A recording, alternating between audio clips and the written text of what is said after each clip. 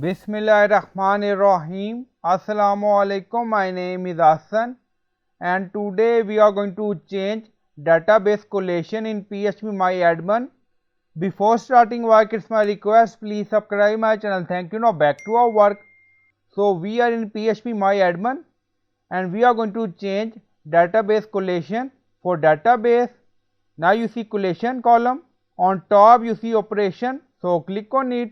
Now operation setting open and then you see multiple option and scroll down, you see collation and then you see drop down. Now select, so you can select according to requirement. You see UTF-8, UTF-32, UTF-16, so you can select according to requirement.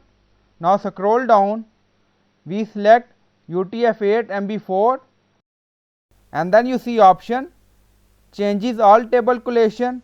Now select changes all table column collation, yes, and then click on go. Now database character set change, query executed successfully.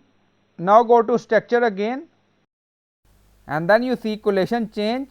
So I hope you like this video. Please like, comment, share, subscribe. Thank you for watching.